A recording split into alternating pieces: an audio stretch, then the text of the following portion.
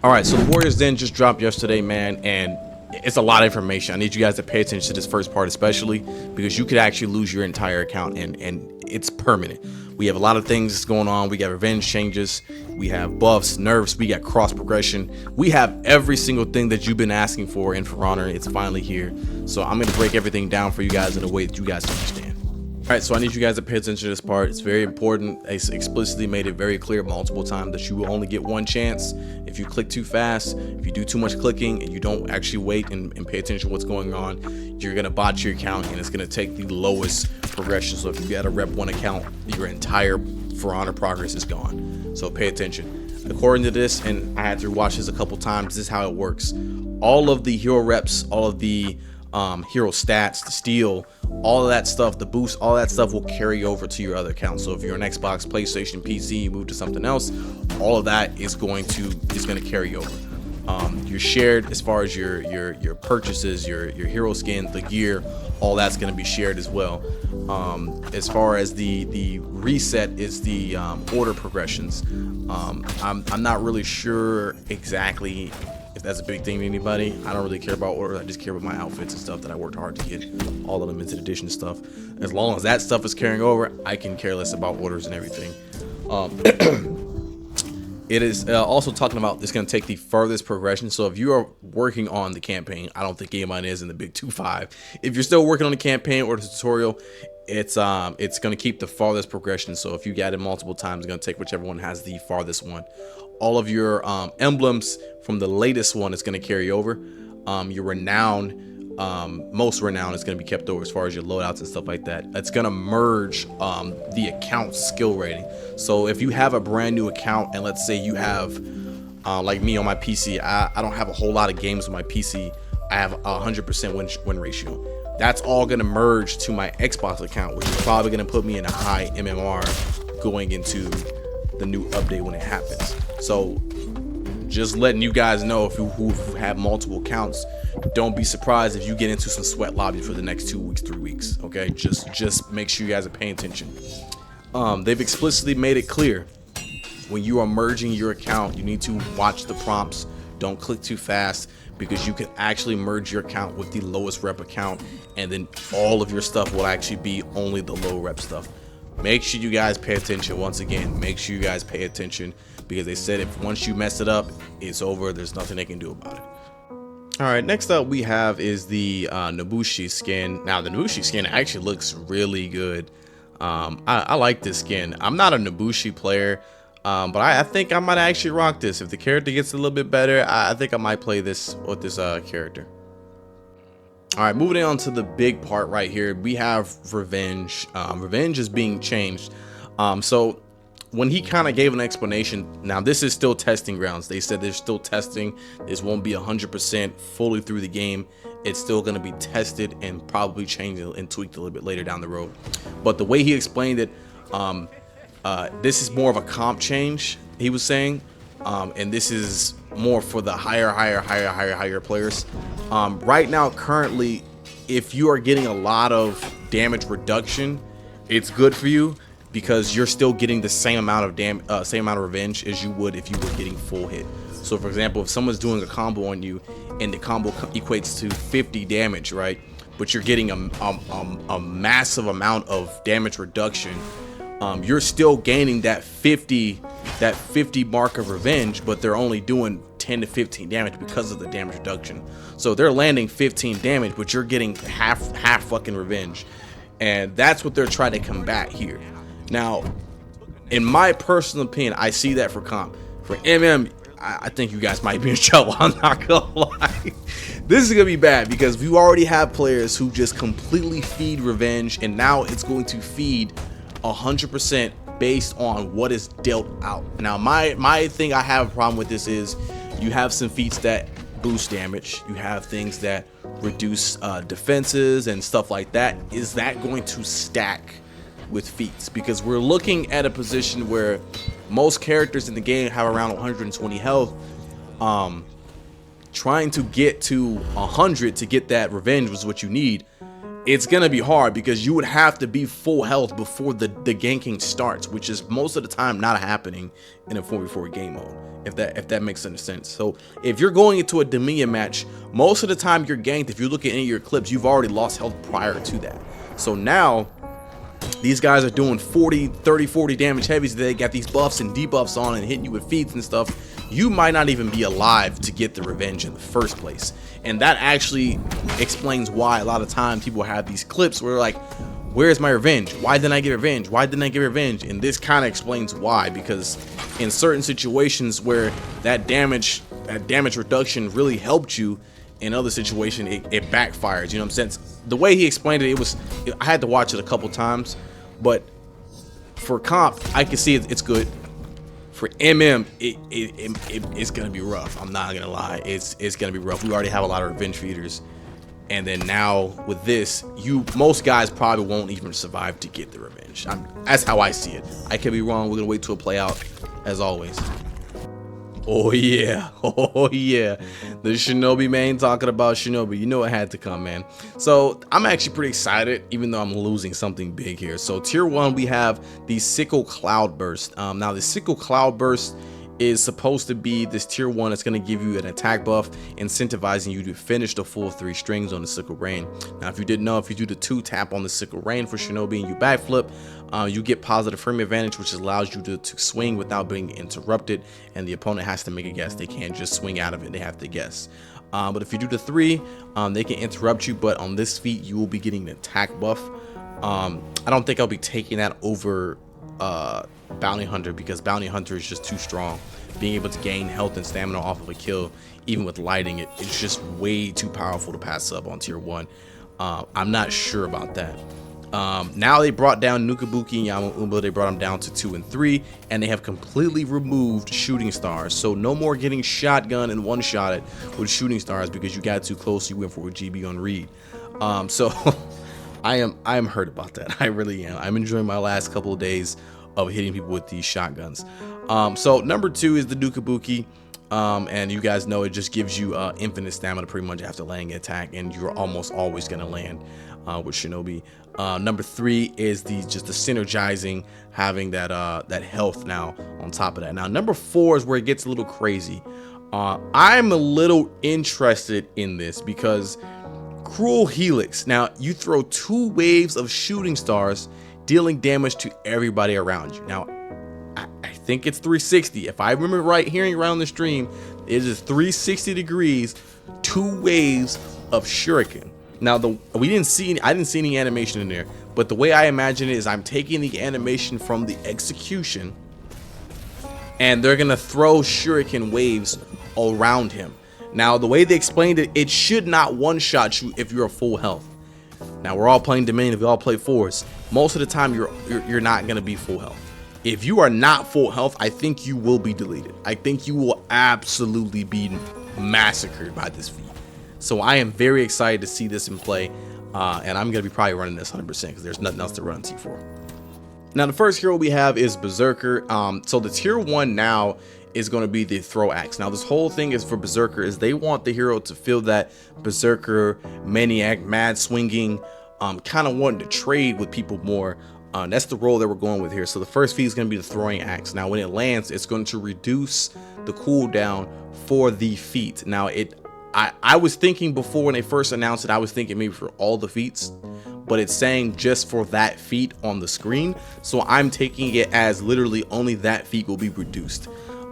Tier 2, Blooming Rage. It is a passive, so it's going to be active the whole time. It doesn't have to push a button.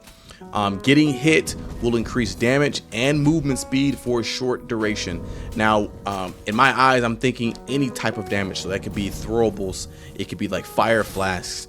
It could be getting thrown into an environment like a fire or something. Any of those type of things will make that happen. Now, how long? I'm not actually sure. If he did say it, I might have missed it. I'm not sure. A short duration is probably 3 seconds, 3 to 5 seconds. Unwavering Fury will be the tier 3. You will get infinite stamina and enhanced lights for a short duration. So this by itself, I'm not a Zerk main by any means. If I'm playing as a Berserker and I'm thinking in my brain, I'm going to use that one with number 4. So number 4 actually gives you super armor. You cannot be killed in combat for a short duration. So what that basically means is you're pretty much going to be in revenge. And because you're getting hit, you're going to do a lot more damage. And you can't be killed. You can get brought down to 1 HP, but you won't actually physically die until all that's over. So I don't know. I'm not a Zerk main. That's going to be pretty crazy to deal with. Imagine a 4 stacking Berserkers. That's just gonna be crazy, man. To me, it sounds like that old school Zerk revenge build to me. But moving on. All right, so next we have Peacekeeper. And the same thing as before. They're having these tier 1s to be these projectiles and throwables. And with this character, they kind of really want to make her more of a bleeding person to kind of make things happen, make miracles happen. But they don't want the character to be meta. They've explicitly made that clear multiple times, not for the stream, but they've made it multiple times throughout the For Honor lifespan that they don't want her being meta, and that's why they took away the bash. So going into this, let's not imagine her being meta. So we have the tier 1, the crossbow is going to inflict bleed damage on the target. Tier 2, bleed armor. So as a passive, after a hit on a bleeding target, you will gain a defensive buff for a short time. Now the whole thing is you want to keep people bleeding as much as possible over and over again, and it's going to make you stay in the fight a little bit more, and you'll just be more of a threat. Then the tier 3, attacks will apply bleed. This is a passive, so this does not have to actively be pushing a button to activate this feat. So this will just be active once you get this feat. And every time you hit a bleeding target, it reduces the feat's cooldown. So what I took this as once you hit tier 3 and you start attacking people who are bleeding, it's going to reduce the cooldown for all feats. And then tier 4 is Induce Fear. Nearby enemies receive a defense debuff. So basically now, on top of bleeding everybody and you getting a damage reduction and buff like that, you're able to completely melt opponents who stand too close to you in team fights. So it seems like she's kind of be more of a late game player, if you can stay alive and get the feats, that is, if you can actually play the hero. That's kind of what they want her to kind of do here in this situation. Could be good. I don't see her being super duper meta, but it could be definitely a fun pick to annoy some people. And oh my god, yes, Centurion is back. We have cutscene Centurion. The PTSD. So tier 1 passive is the amplified roar. Now basically what they explain this is basically if he grabs you, does the 3 lights, and then he can throw you. You will actually go on the ground now. You're in trouble. You're in trouble. You're going on the ground and you're gonna be feeling a lot of damage. And this is that's tough. That's tough. Because going into the second one, it's a passive. So after landing that jump attack, which is the Ego's talent, after landing that jump attack, you reduce the enemy's attack and increases ally movement speed. So now after getting absolutely shit on, your damage is ass. And they can chase you. Now, I don't know if this is an aura. I doubt this would be an aura. That would be broken. But, I mean, this is For Honor. I think it's going to only specifically be for that specific target. If they said anything about that in the stream, I might have missed it. But I think it's only going to be for that target. I don't think they would put that much to be an aura for a whole team fight and everybody's just fucked, because that'll happen. But moving on, number 3, that is the one right there. That is going to hurt. Basically it's the Pugio, and now with this Pugio you will get binded, but he can do a kick, and that kick will actually knock you down, and this will actually go into tier 2, which will make you jump on you, and then now your damage reduced and they can move faster so you can't run away from them. So ooh, that's gonna hurt. That's gonna hurt. Tier 4, the classic phalanx, and it's just that shield, and it's gonna cleanse everything. What's really important is that cleanse. Because now it's a lot more of these heroes that they're trying to put out with the with the feats and stuff are giving these buffs and debuffs and buffs and debuffs and stuff. So this is going to cleanse all that, especially that being a tier 4, being able to cleanse everything. It's going to be really good because a lot more of these guys are doing these debuffs and stuff like that. So being able to cleanse of all that stuff late game, you're down by 50 to 100 points, maybe you're breaking, he pops that tier 4, that could be the you know, the thing that seals the deal for you guys to win, especially him being able to get that jump on someone and now their damage is fucked. It's a big change for Centurion. Now obviously these are feats, it's not going to be in duels or anything like that, but that is a big change. That is definitely a big change. Oh boy. Oh man, Conqueror just got the nastiest come up probably of all time. He now has a roll catch attack that's not only just any roll catch, it's a heavy opener that can chain, and it could be soft fainted and hard fainted. So I don't know if you guys remember way before, they made it pretty much where you really can't get out of his mixes by just trying to get the fuck away from him anymore. The tracking has been upped a while ago, and now that he has a roll catch, he now has a way to keep you standing in front of him and you have to deal with the mix-up. So this is going to be a good change for Conqueror mains. If you do not know how to deal with Conqueror, you better get back in the lab right now, because they're coming. They're coming, especially that soft feint into full stance, because a lot of you guys online like to mash out everything. Yeah, not happening no more. It's not happening. It's a roll catch that can be soft feinted, hard feinted. That is now nasty. Next one we have Shinobi. He's finally getting a tiny buff here. I've been asking for this for a while now, and the revenge needs to be toned down for how much he feeds, because he's completely useless in most of these ganks. It's best for not even gank, but now it used to be a mandatory 55. That's half, a little bit over half of a revenge bar by just doing the sickle ring, which is why I'd never do it. But now it's brought down to 30, and we can start seeing some ganks come up now. We can start seeing some things happen.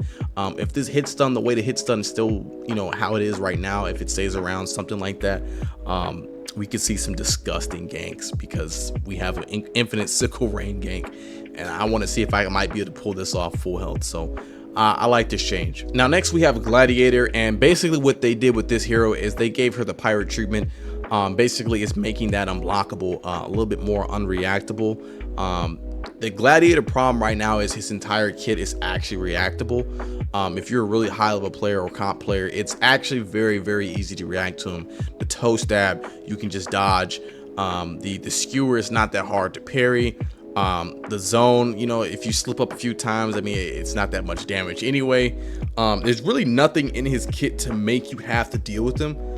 So this change is only going to help at that high level.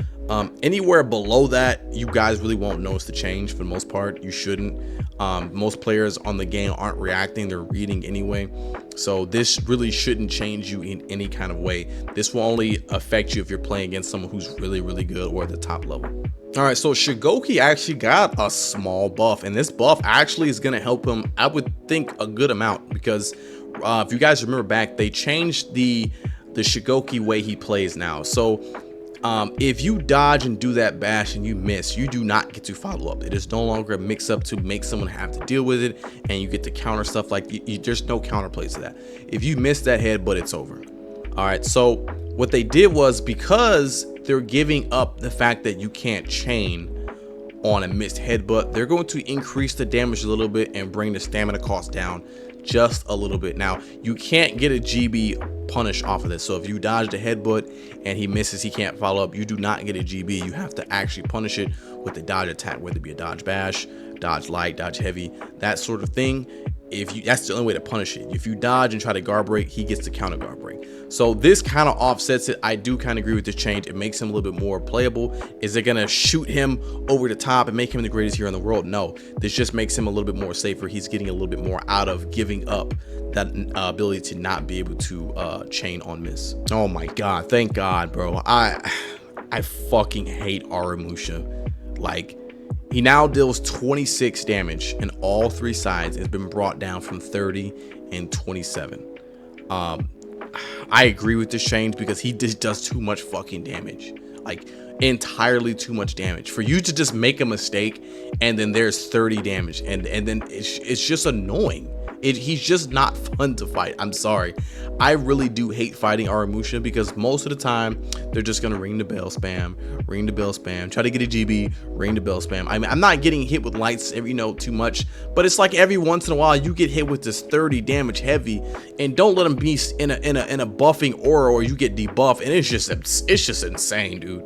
It's just insane. And guys on MM, they're feeding revenge. So the guy's in revenge and he's already doing 30 damage out of base. So in revenge, they're gonna boost that shit up. It's almost 40 damage, dude. Like, he just does too much damage, like, entirely. Now the heavy finisher has been brought down as well to 29 instead of 31. And so I agree. I would say bring it down just a little bit more. Just a little bit more. I would say 27, 28 for the finisher and 25 for the chain. I would be perfectly fine. I wouldn't complain anymore. But that's Aramusha for you. All right, well, that's gonna wrap up everything, man. There was a lot of information. We're talking about cosmetics, we got changes, feats, overhauls. There's a lot of things to go into For Honor, man. So over this next update, it's gonna be a lot of testing. It's gonna be a lot of playing around, touching things, seeing how things work, seeing if you can break things. Just be patient, man. The devs did a lot of hard work into this, man. Let's give good feedback and see how this update goes, man. I'll wrap it up for you, man. I'll sugar it for you. I'm gonna get a shit to you, bro. Thank y'all for coming out.